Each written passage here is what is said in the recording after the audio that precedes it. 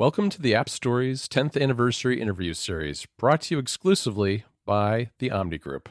I'm John Voorhees, and with me for this very special event is my co-host and partner in crime, Federico Viticci. Hi, Federico. Hello again. I'm here as your partner in crime.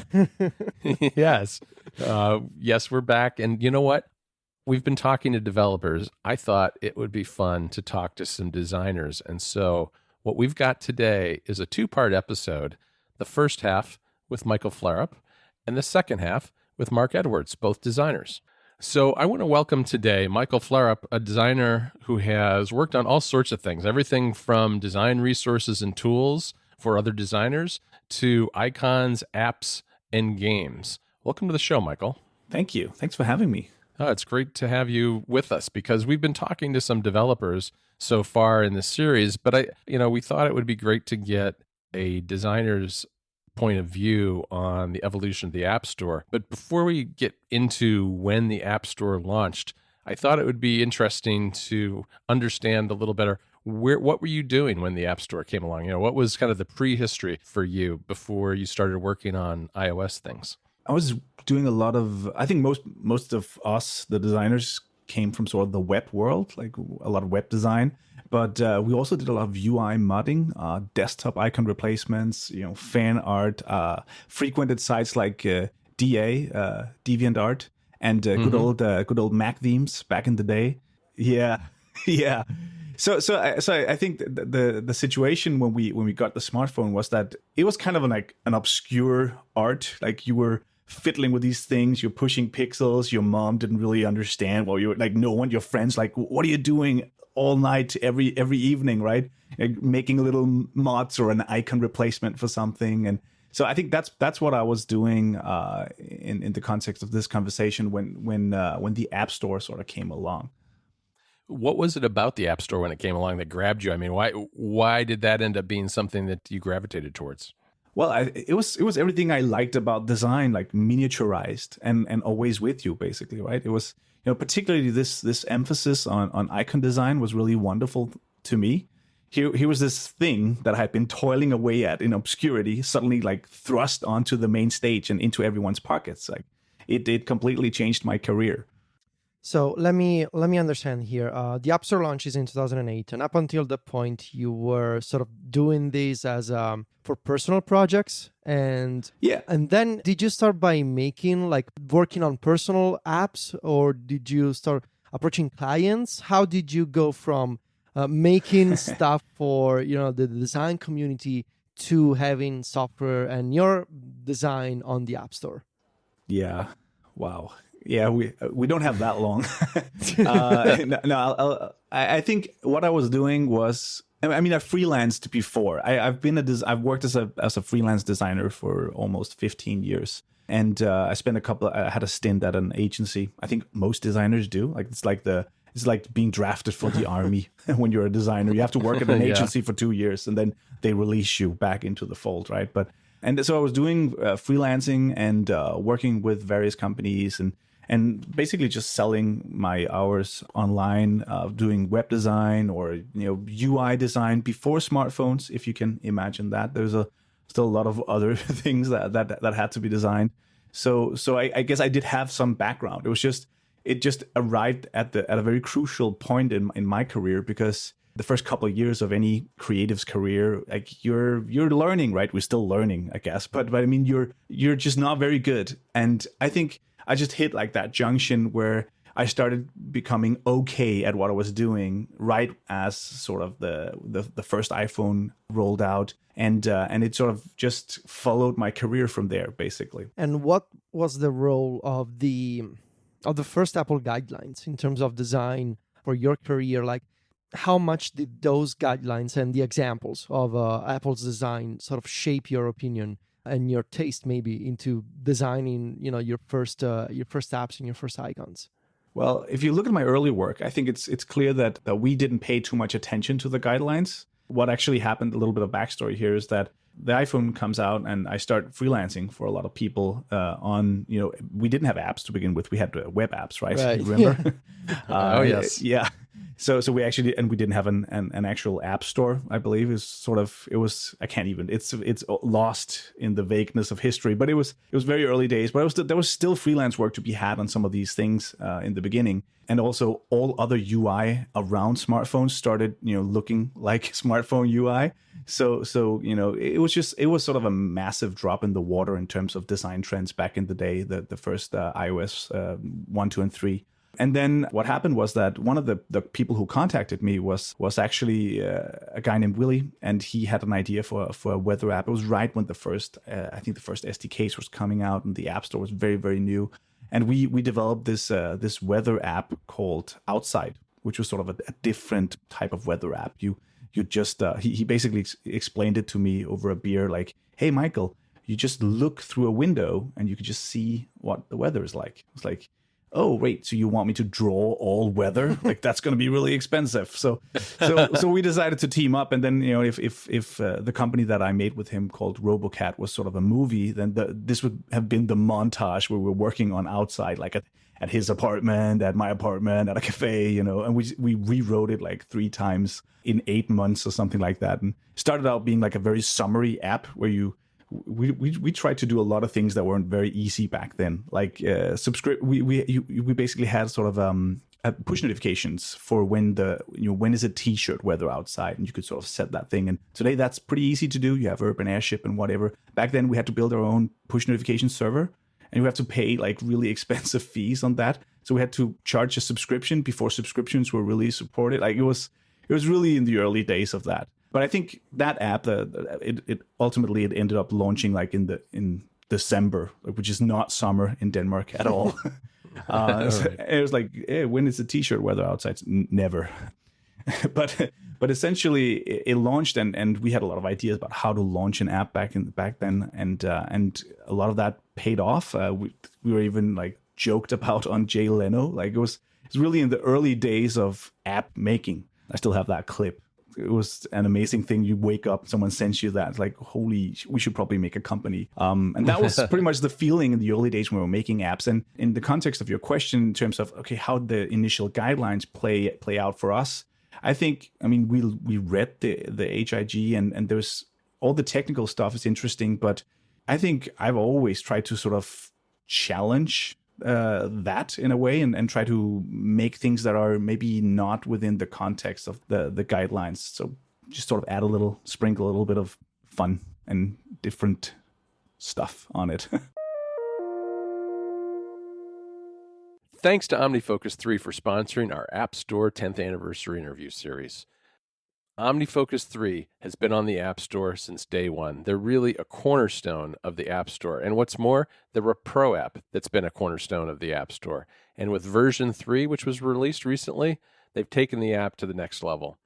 One of my favorite things about OmniFocus, and one of its greatest strengths, is its flexibility. With version 3, you don't have contexts anymore. They've adopted tagging. And what's really nice about tagging is that it's a very versatile system. You can apply multiple tags to items, which allows you to filter tasks based on those criteria. Another feature that's really cool, and it's a small detail, but it's super useful, is that you can manually sort tasks within a tag so that you can make your view of your tasks look exactly the way that you want. Also, using a special tag in the Pro version of OmniFocus, you can make all items with that tag show up today in your forecast view. Just go in the inspector, select the tag, and it'll show up alongside your due items. Another great new feature is that you can batch edit tasks. Select several tasks and open an inspector and change a wide variety of attributes all at once. It saves a ton of time. And that's just the tip of the iceberg. As I'm sure you've heard in the other episodes, there are a lot of other new great features in OmniFocus 3. To learn even more, I encourage you to go to omnifocus.com and give OmniFocus 3 a try. There's a 14-day free trial, so there's nothing to lose. Thanks again to OmniFocus for supporting the show. So I was looking in my email archive for because I remembered that we were exchanging emails very early on. And of course, our first conversation goes back to something like October or November 2009. That's before the release of Outside. And so that brought me to reading again my original review of Outside, which is terribly written. My English was so bad. But the screenshots are still working somehow. And what surprised me the most is that you were doing highly skeuomorphic and sort of not realistic, but semi-realistic. I mean, the idea of a window that opens and you see the nature outside. You have a shelf with stuff on the shelf. I mean, that's that type of design. It feels to me like it was ahead of its time. Was skeuomorphism that later all the controversies, but up until that point in 2009, it wasn't that trend that later became known for. So you were sort of ahead of the curve with outside. Yeah, I think we there was a few things in that app and some of the other apps we made that was ahead of the curve. I think we've always liked to play with both the technology side of it and the expression. I think now, like sitting here 10 years later, looking back at this, one thing that's sort of been consistent about the work that I've liked to do is that it's very video gamey. So today, I don't know if you guys know, but I actually run my own little game studio called Northplay today, and we make games for different devices, but primarily for mobile. And I think I've always sort of everything I've designed has like been pulling in that direction and tried to sort of scratch that itch of making something like making that experience for people, that sort of delightful, fun playfulness. And I think that's what we tried to do with Outside. I don't think we were sort of trying to be ahead of the curve in a way. We're just trying to make a fun app. Yeah, there's so many possibilities when you're doing games because they don't really require or use the same kind of common elements that you find in iOS. And that's an interesting point on your apps and how they're a little bit like games. I mean, are there any other apps or icons and other design people doing that sort of thing in the early days that you can think of that you were really impressed by? There was actually quite a lot of really nice UI work done in the early days. I looked over I found some of my old screenshots because who can remember these things, right? But do you remember the app Classics? Oh, yeah, man, yes. Oh, yeah, that's I do, before iBooks. Yeah. I think it was developed by a guy called Andrew Kaspierski. It was amazing. Like it was really, really good. I don't know who. I'm actually not sure if he did the UI or who did the UI, but it had like the realistic paper texture and the paper flipping, and like it was really good. It was. And then that's a little later, obviously, but I mean, good old Tweety by Lauren. Stuff like that was really. I really liked those types of apps. I had a bunch of those. Sometimes I would just download apps because I liked their icons, and the apps might not be very good, but I just wanted all those icons on my home screen. Yeah, and then it seemed that was a trend for quite a while, all the way through iOS 6. But then Apple just tried to turn that ship with iOS 7. I mean, and we've seen it's still people debate iOS 7 and the new direction that Apple took in design at that point. What are your feelings about that? Yeah, what are my feelings? Yeah, it's a minefield for designers, right? No, I think my reaction was the same as many people. It felt like a complete whitewash of everything that came before, and it was hard to adjust at first, but ultimately, as with most trends, I think aspects of it kind of snuck into our designs as well. And I think at the heart of everything, like design can be anything we want it to be. And I think if you look at most of the products that I've worked on, I've sort of tried to imbue the design with this sort of philosophy, if you will. And I think a lot of people, when you have this discussion, would have you believe that design is like this spectrum that spans from like skeuomorphism or themed UI or embellishments or whatever you want to call it, all the way up to minimalism, like completely like white spaced layouts, magazine typography. And that one is sort of better than the other or an evolution of the other. And I think that's a rather sad way of looking at design. Like these are all just different things in a designer's toolbox. And sure, there's always sort of the ebb and flow of trends that impact what tool we designers we reach for when we try to solve a problem. But I think we should strive to make like fun and memorable experiences that are appropriate to the context, but not arbitrarily restricted. If that makes sense. Mm-hmm. Yeah, it absolutely does. But I wanted to ask you if you think that maybe after iOS 7, if you think that there's a tension in the designer community when it comes to sort of respecting the rules of the platform and the guidelines and finding the space for your your artistic expression. Do you think that maybe iOS 7 made this problem a little worse with this sweeping radical redesign? Yeah, I think a good paradigm shift is fine. I do think that it probably had an air of I don't know if you have this expression in English, but in Danish it's like throwing the baby out with the bathwater. Yeah, it felt a bit reactionary, and some of the things that I liked most about design kind of took the back seat for a while. I do think, however, I've given this a lot of thought, and I wrote a few articles on this because I'm usually the guy in the corner yelling about the good old days and bringing back skeuomorphism and whatever, because I like to make these themed experiences. But I think a lot of good things did come out of this paradigm shift. I think it made design more accessible in a way, because most people could kind of put colored blocks together and make it look clean. It was sort of a democratization of design, if you will, like a good interface. It no longer required a Photoshop wizard with 10,000 hours of digital woodworking experience, right? And all these new sort of vector-based tools, they rose up to meet the challenge of this new designer. And with this sort of, let's call it the marginalization of visual design, UX kind of became a thing, even though I think we can all agree that it has always been a thing. And sort of this new generation of designers, a much bigger generation, by the way, grew up holding minimalism in high regard. And I think that's been an interesting development. I think the design community is a lot bigger now because of the accessibility of minimalism. That's a great point. Yeah. I totally get it.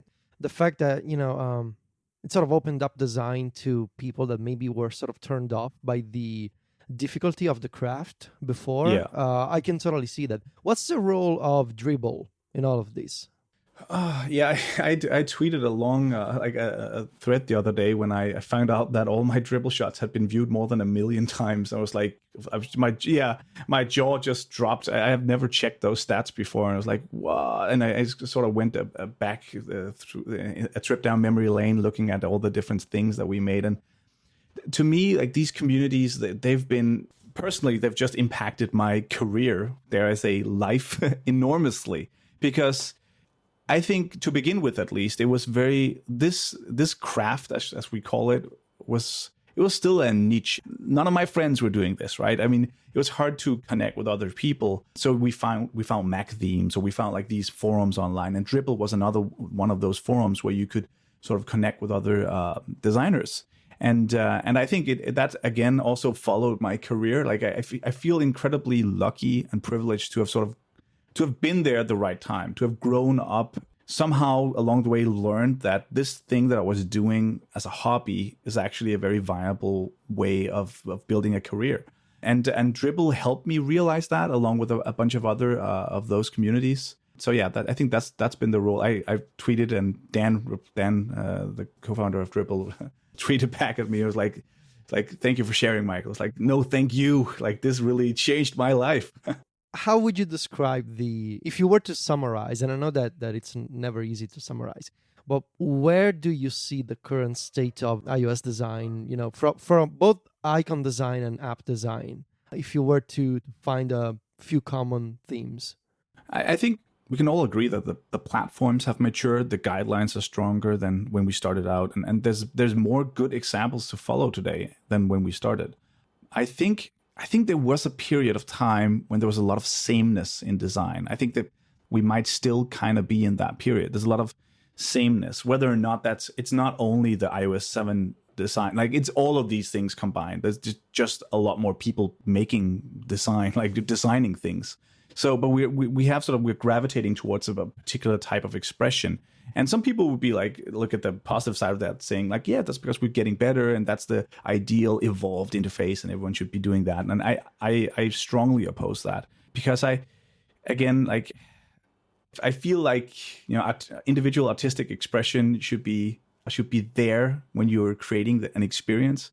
Apps are kind of like, they're kind of similar to games in that it's this interactive experience. And even though it's a to-do app or whatever, you're still there, you're spending your time completing some sort of task, and you should be rewarded for that. There shouldn't be like a straight line from A to B. It shouldn't always be like how do we complete this task the fastest? I think it should also be an experience, right? When I look at that, just describing that sameness. But when I look at the apps that I use a lot today, I definitely see some character and those individual artistic expressions. I also see like a rise in clients contacting me about making something unique that's outside of the usual UI kit with a twist. So I think we're hopefully, that's what I'm hoping, that we're coming out of a period with reactionary, completely whitewashed, everyone's doing the same sort of design, and more people feel comfortable stepping outside of that and creating these unique experiences. Yeah, I think that's something that we've definitely noticed in recent months, especially on Mac Stories. Michael, I wanted to ask you a little bit about the tools for designing for iOS, because obviously there were design tools long before the App Store came along, but you have worked on creating a lot of resources and tools for designers that are iOS app specific. What was it like in those early days, and where have things kind of gone in the years since? That's a good question. First of all, like, this is my own little plug. I run this design resource site called applypixels.com. And that's my current sort of entry into that whole field. Like, that's, first of all, I've been making resources for many years, but today it's a lot more, first, there's a lot more tools to consider. Usually, back in the day, it was mostly Photoshop. Today, you got Sketch, you got Affinity, you got Figma, you got XD, you got a whole bunch of different tools that you need to learn, or at least as someone who makes resources, you need to be aware of them. And we're also designing for more surfaces than ever. So making something isn't just about solving one particular problem, but rather creating sort of this flexible design system that can handle multiple sizes and orientations and situations, right? So I guess it's just design tools have just exploded. There's more of them, and they're handling more situations. And as someone who's creating those tools for other people to use, like, it is a challenge keeping up with all of that. You've done work on the Apple TV, I think. What's the situation there? Because if you listen to tech podcasts, if you read tech blogs, the Apple TV as an app platform is basically the recurring joke. Yeah. And I think there's good reason for that, because I mean the Apple TV App Store is kind of a wasteland. It's always the same apps and the same games. So I wanted to know about the experience as a designer of approaching this platform that maybe not a lot of people invest on. Yeah. Was that difficult for you? Like, there's so much crappy design on Apple TV and so many misunderstandings, right? I wrote an article on best practices and we've made some of the biggest apps on the platform in Scandinavia for some of the national media and some of the biggest media publishers here. So it's something that we hold near and dear to our heart. I really like the platform. It's really too bad that it's so neglected. This isn't necessarily from Apple's point of view. I think what I'm seeing. So I've been in a lot of meetings with a lot of these large organizations that are either in the process of us making their Apple TV app because we're really good at that, or they're in the process of figuring out whether or not they want us to make their app. And many of the things that I hear keep coming up from these decision makers is that there's a lot of devices for TVs out there. So basically they have to choose, right? And they might have limited reach, all of them, and they have limited budgets to build these things. So what's actually happening, and one of the explanations is that most of these larger content providers, they sometimes just port their existing conventional UI from, let's see, an HBB TV solution, or Fire TV or Android TV or some other solution, and sort of give it to their development department saying like, hey, can you also make a tvOS app? And that just spins off a bunch of misunderstandings. People don't understand the focus engine. They don't understand what the buttons on the remote do. Like, it's really simple stuff. And I think that kind of waters out the quality on the App Store. And I don't know how we can get out of this other than we're trying to fight the good fight and keep making good products for it, and pitching people these types of products and trying to have that conversation with these people, like why you should invest in this platform. But it is an uphill battle right now. It's amazing how poor some of those apps are. I mean, obviously things like YouTube and Amazon Prime are leading examples of that, but there are a lot of others as well. I want to turn to, for kind of to close out today, is talk to you a little bit about a couple of app icons that you've worked on. Sure. And those are working copy and Cast-O-Matic, because I think Working Copy, which is an app that we all use at Mac Stories every single day, is one that's interesting to me because conceptually, what is an app icon going to be for a GitHub client? And then with Cast-O-Matic, you took the app icon in a direction that's very unlike a lot of other podcast players, where the obvious thing for a podcast player is to have some form of a play button or radio or something along those lines. I mean, what can you tell me about those two?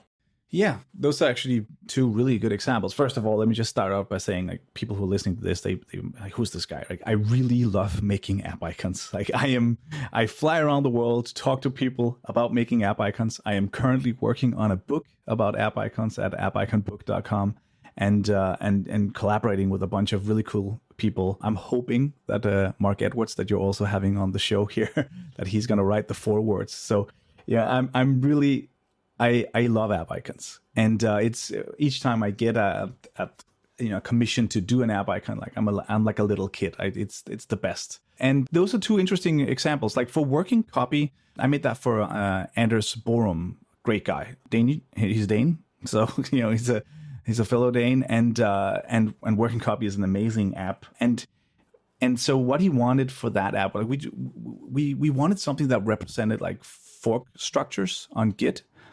And it's pretty difficult to make that sexy. Like it was like, just make like the fork structure and get really, really appealing. And we spent quite a lot of time drafting the, various shapes until we hit upon this more sort of human idea of connecting the nodes inside a fingerprint. So the idea is essentially it's like a fingerprint.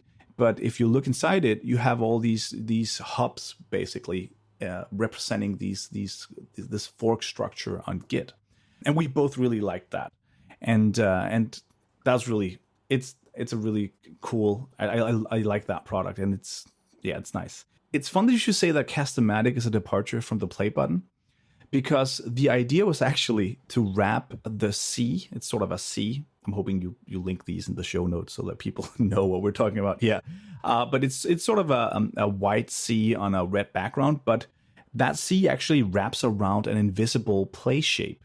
So it's not blatantly obvious, but it's there if you look. So it doesn't connect all the way, but the inside of the C actually outlines sort of a play button. Yeah, it does. Yes, I see that. And these two icons that you chose here are actually really good. I just complete disclaimer here. I did not give these guys these two icons to ask me about. They're just really good representations of the sort of icons that I like doing. And they tick a few boxes for me that I try to achieve with the stuff that I do. They're both colorful, and they both have sort of let's call it a translated meaning of some sort, like a little hidden aha moment built in. And then they're dimensional. I'm using lighting and shadows to create shapes that sort of pop. And I really love doing this style right now. I think if you look at them, you'll see that it has these qualities, which I think that they're not. I guess this conversation has been a lot about flat or iOS 7 or skeuomorphic. They're not flat necessarily. I wouldn't call it. I hate the term skeuomorphic. I think most designers do. It's just sort of a nasty label that's been slammed on top of everything that is just the slightest bit of themed. It's but it's like we're stuck with it now because that's what people know, right? But I prefer like themed UIs or dimensional UIs or whatever, right? But yeah, and these two icons, they're kind of like I like that style, that colorful, friendly, fun style. They're still fairly simple or simplistic in a way, but they're also fun, which is sort of my core thing that I'm always after. Right. And then they do stand out from a crowd. When you look at them on a crowded iPhone screen, you can really, they don't get lost in the mix, I don't think. That's good. That's the hope. Well, thanks a lot, Michael. I really appreciate you joining us today. It's been great to talk to you and learn a little bit more. I think Federico and I are probably more familiar with the developer side than we are the design side sometimes, but it's been really, really informative to talk to you about this stuff. Oh, it's been cool. As I just talked to Federico about, like, I've been emailing with Federico like since 2009, and we've never actually spoken. So, yay, internet! It's really cool. All right, thanks again. Thank you for having me.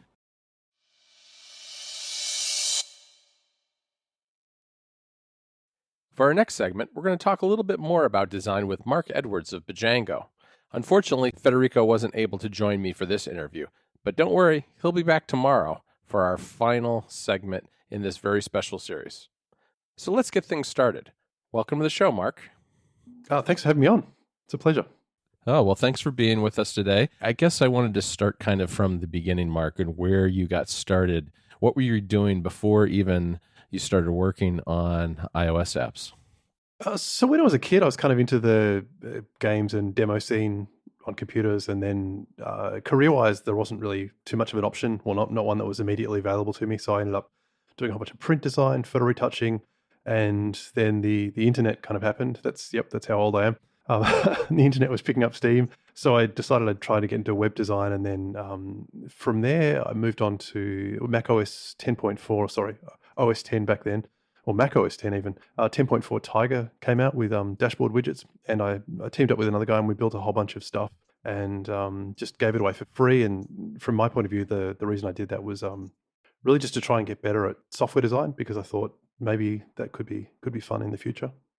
Yeah, what was it about the iPhone when that came along that really grabbed you, and what made you decide to kind of start working on iPhone design as well as some of your other things that you've worked on?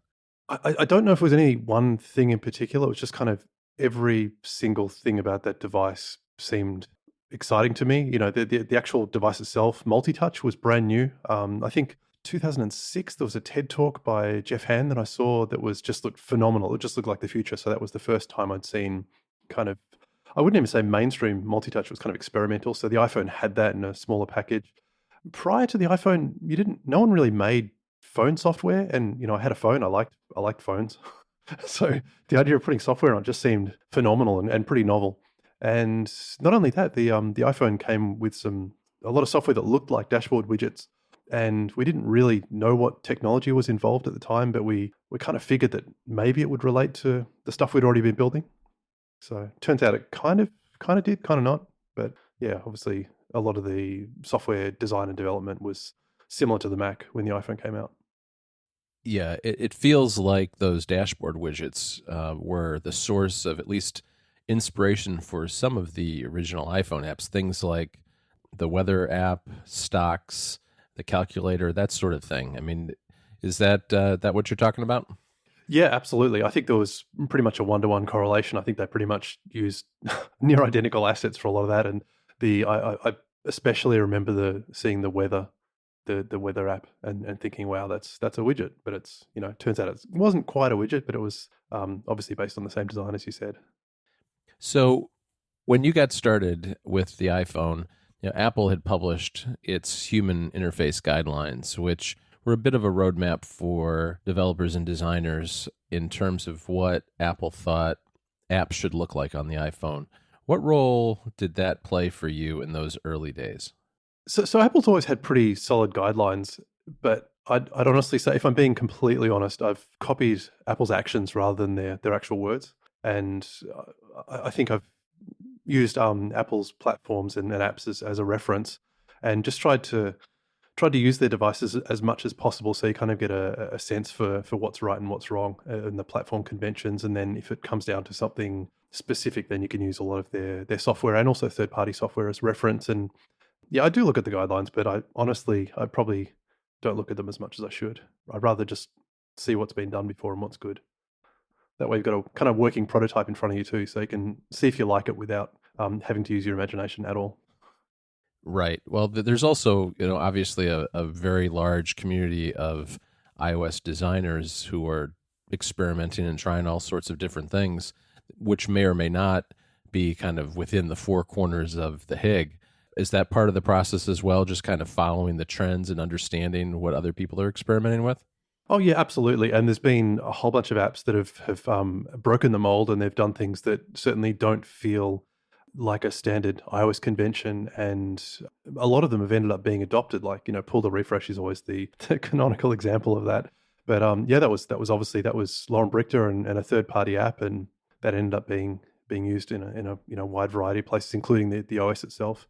And there's been a whole bunch of other third party apps. Scorekeeper and Clear were obviously two very early versions of sort of the minimal flat UI style. there's been lots of other leaders in the forging new fashions and trends. Right. And, going back to those dashboard widgets for a minute, if I remember right, they had a lot of the same kind of gloss and gradients and those sorts of things that made them pop off of the screen in Mac OS.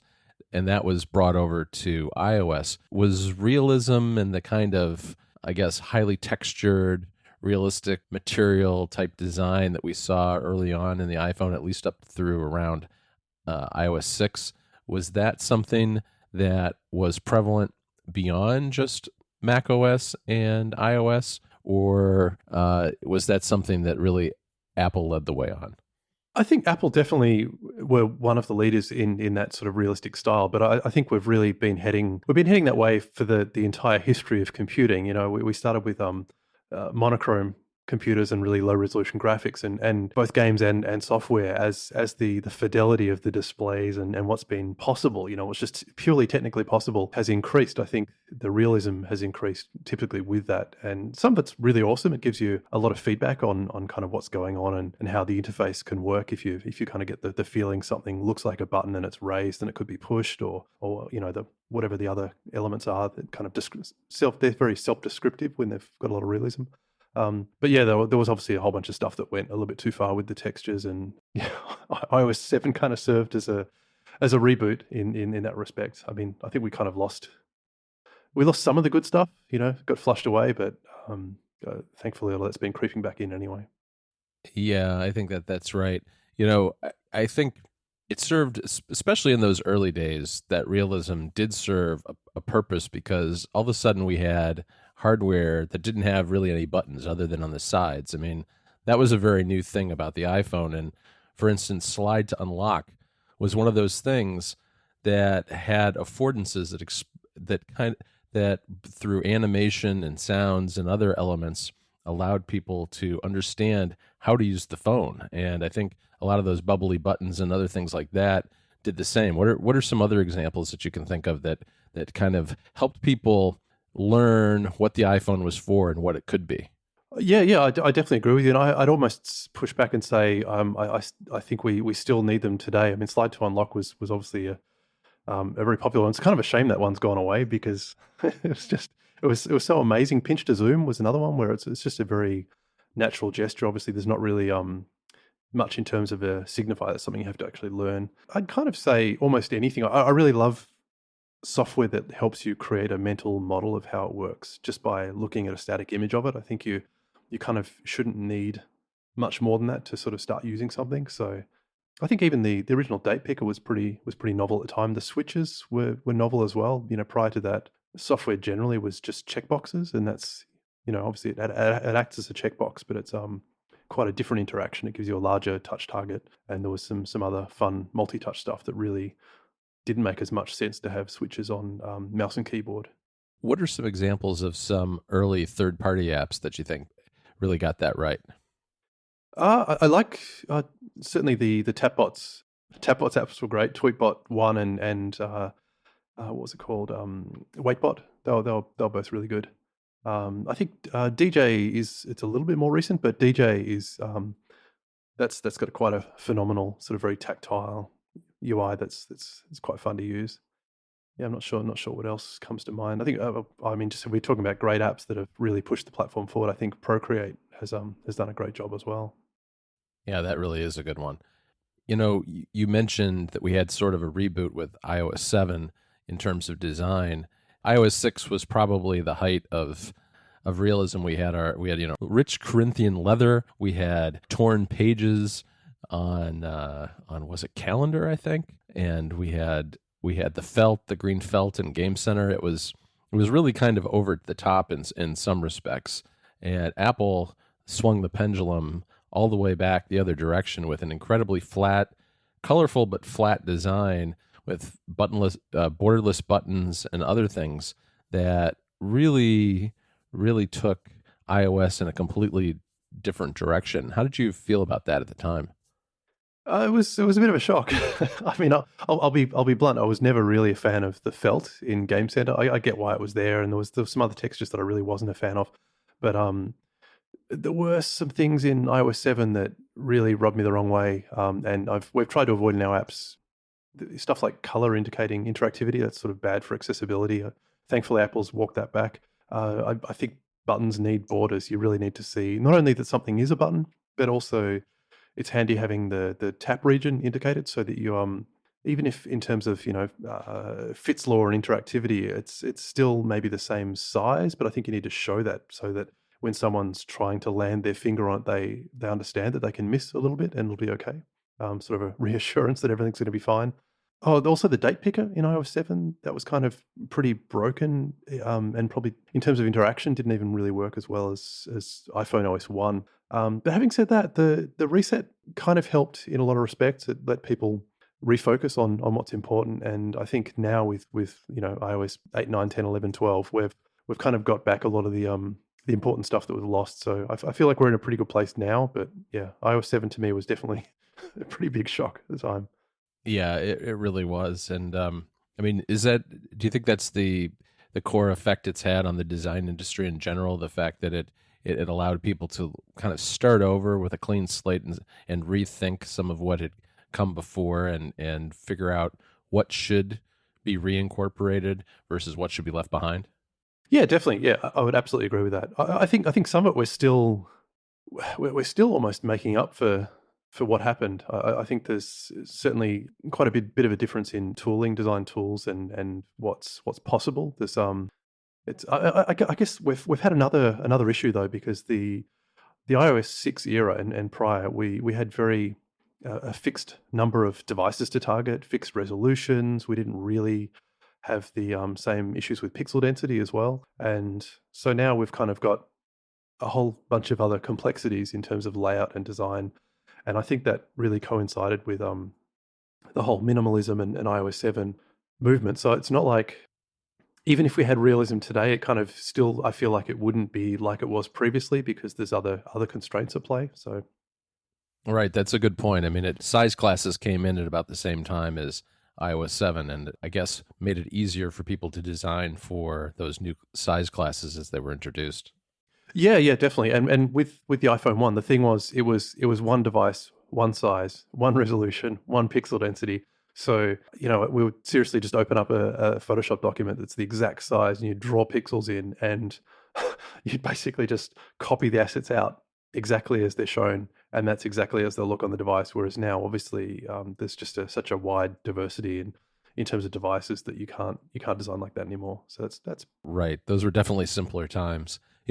One of the things that I've noticed especially since iOS 10, is that Apple seems to be taking some of its stock built-in apps in a variety of different directions. And I was kind of hoping we'd see a little bit more coherence with that with the beta of iOS 12. But, the apps that come with your iPhone still seem to have a lot of different and sometimes conflicting design schemes involved in them. What do you think's going on there?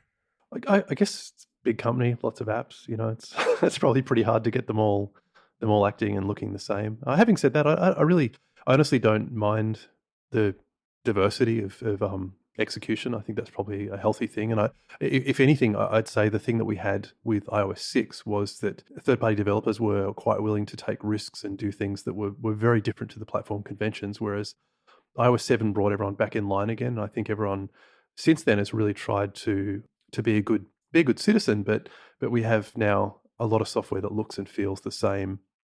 As you mentioned, there's a whole bunch of Apple's apps that are a little bit different, but yeah, again, I don't mind the diversity. I think it's healthy and it's good to see different execution. So we have more reference to build our own stuff, which I think a lot of the built-in apps really serve as reference and direction for the entire platform, as well as being useful on their own.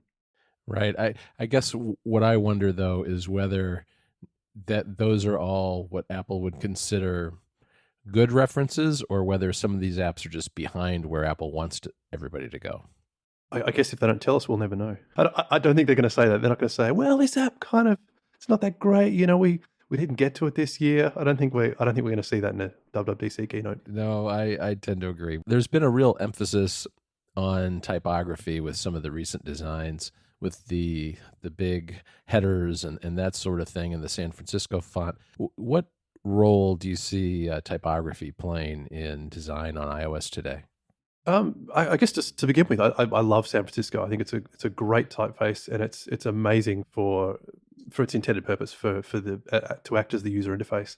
In terms of typography, again, I think the giant headings and really heavy text, that's sort of an allergic reaction to the iOS 7. Remember the first beta that came out, and everything was so thin that Right. anyone over the age of 12 couldn't read anything in the entire OS. So they kind of they thickened it up a little bit, and then again, that's just been, I think, again, it's just the pendulum swinging. If anything, I think iOS 12 has gone too far, and everything's overly heavy now. But again, I don't mind the diversity, and as app developers, we can do whatever we want anyway. We just set the weight, so, or we can include other fonts. So it's really, again, I'm happy to have Apple's direction, and I like it if the OS looks nice when I'm using it, and I like it if Apple provide good examples for other people to copy. But in terms of our own software, we can do our own thing anyway.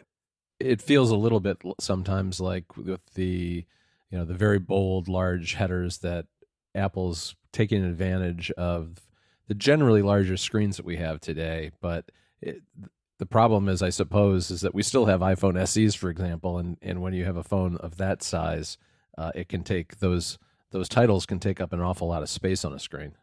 Yeah, definitely. I mean, I've got a taller phone. I want the space for the list. I don't want it as a bunch of white space and a giant heading. But and I agree. You do have to be. I mean, that's another thing you have to keep in mind when you're designing. That there's certainly a lot of older devices and also smaller devices still around, and people are still buying them new. So yeah, you do have to be careful of that. I don't think the SE is the best device to run iOS on these days, unfortunately.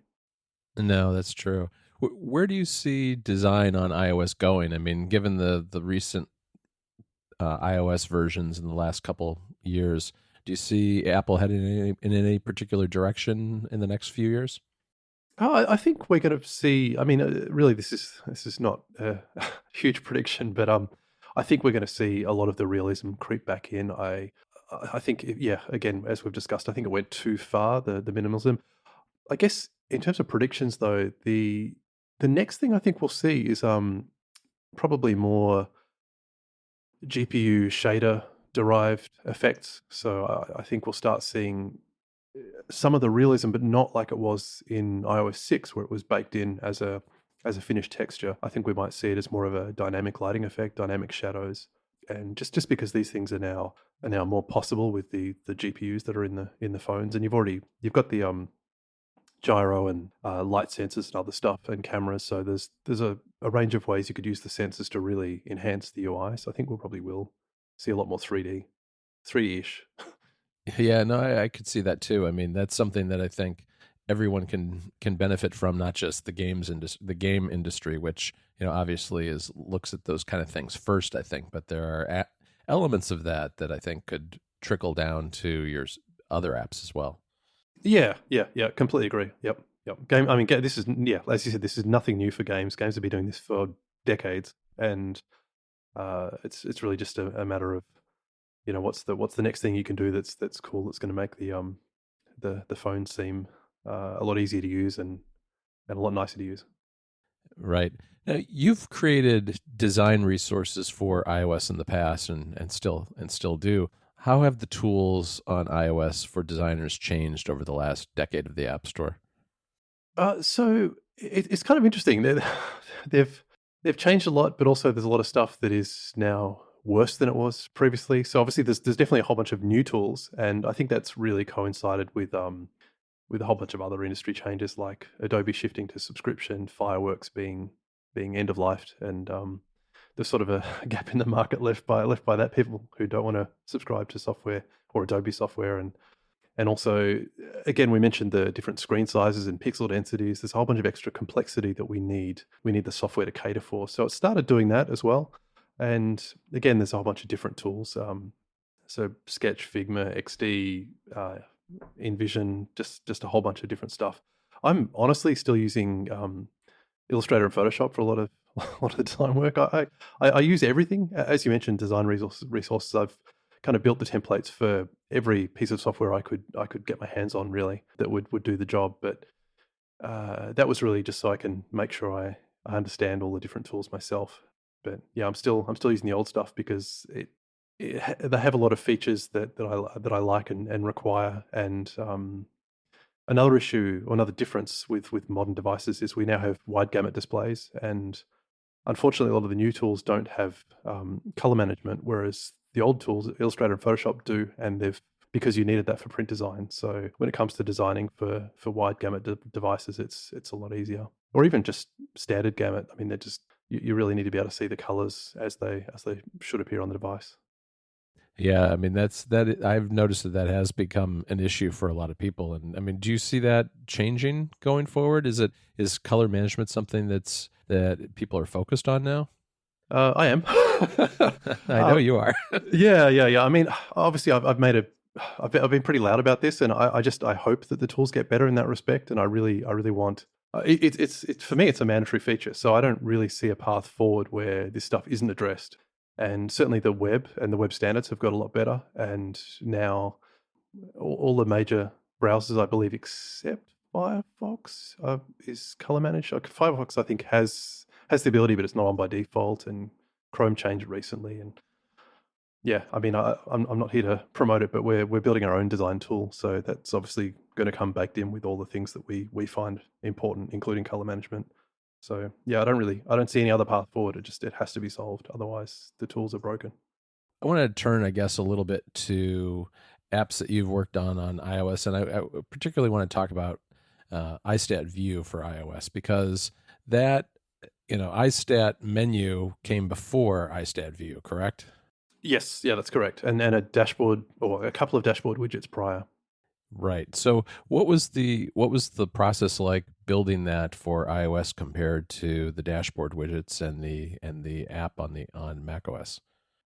So we've experienced the full spectrum. I mean, the dashboard widgets were all based on sort of web technology, so it's HTML and CSS, and we started building widgets because that's all we knew when we started building widgets. That's what we were using, and we slowly migrated to Objective C and proper Cocoa, native Mac code, and then that's iStat menus came after that. And in terms of the iOS app, that was again, it was another extension. In terms of development process, pretty similar, but iStat viewers had the entire spectrum. I can't remember when we released it. I think it might have been 2008, 2009. So it was pretty early on the App Store, and again, that was the glory days of things being so simple, where it was just one device.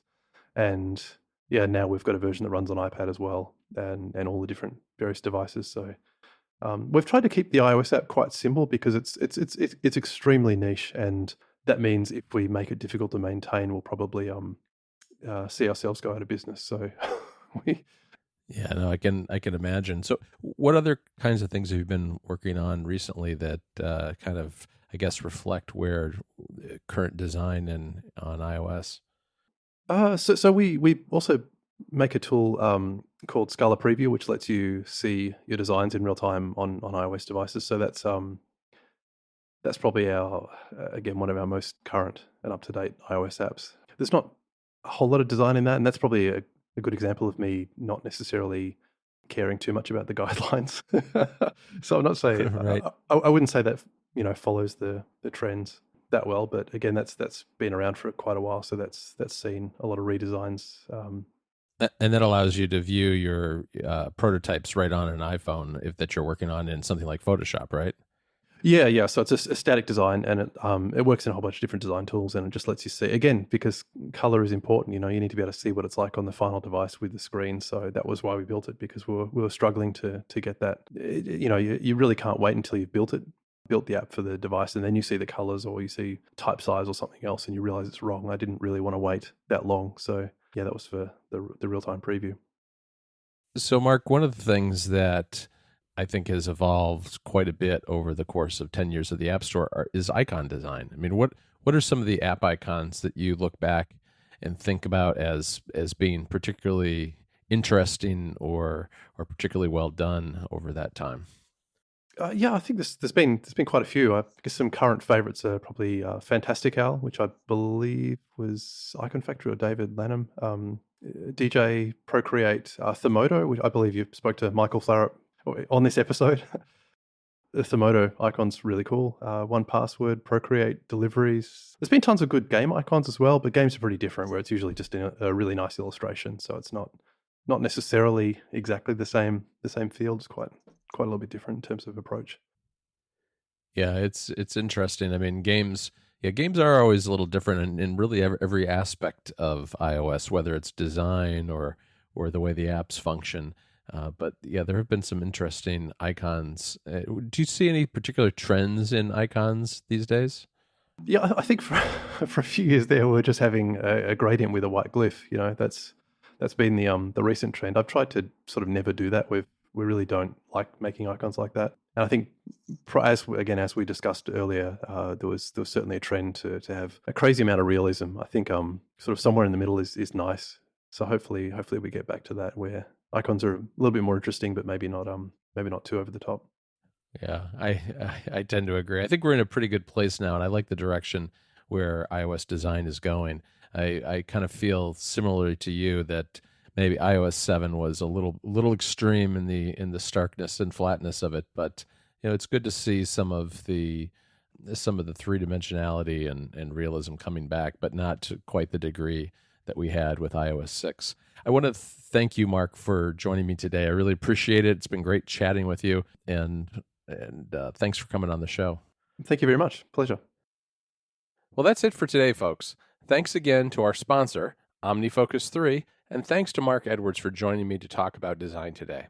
We'll speak to you tomorrow when we'll have Harry Nesbitt and Ryan Cash of Team Alto on our final episode to talk a little bit more about iOS gaming.